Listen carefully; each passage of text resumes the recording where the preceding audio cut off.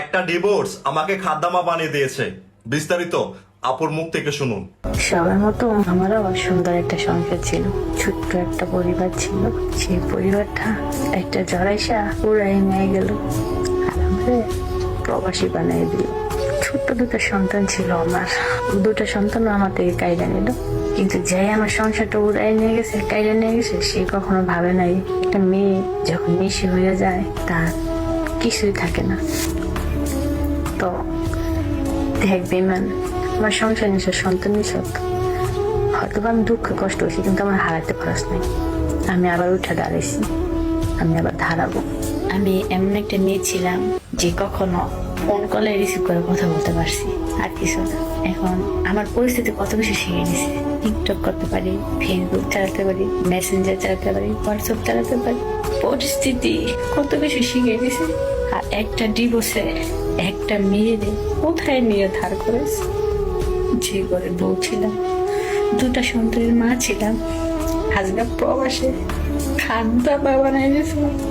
একটা ডিভোর্সে আমার খাদ্দামা বানাই দিয়েছে। এত টাকা কামাবো দেখা দিতে চাই। মেয়েরা কোন একশো কম না, নিঃস্বরা শাশুদের কিছু নিঃস্বই নেই। একটা ডিভোর্স একটা মেয়েকে কোথায় থেকে কোথায় নিয়ে দাঁড় করিয়েছে। ছোট একটা সংসার করার স্বপ্ন কোন মেয়েরই বা না থাকে, কিন্তু সেই স্বপ্নটা যখন ভেঙে যায় তখন একটা মেয়ে এমনিতে নিঃস্ব হয়ে যায়। পরকীয়া করে সংসার ছাড়ার ইচ্ছা যেসব মেয়েদের, তাদের জন্য হয়তো বা একটা ডিভোর্স কোনো কিছুই না, কিন্তু আমাদের সমাজে ভালো মেয়েদের জন্য একটা ডিভোর্স একটা অভিশাপ। একটা ডিভোর্সি মেয়ে সমাজের কাছে অবহেলিত, পরিবারের কাছে অবহেলিত।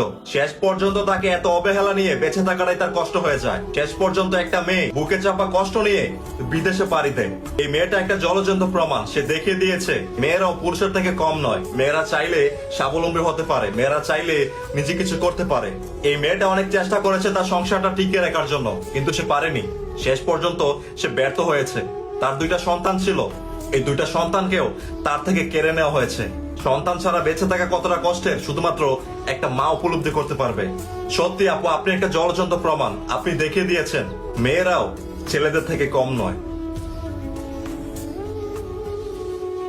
একটা ডিভোর্স আমাকে খাদ্দামা বানিয়ে দিয়েছে।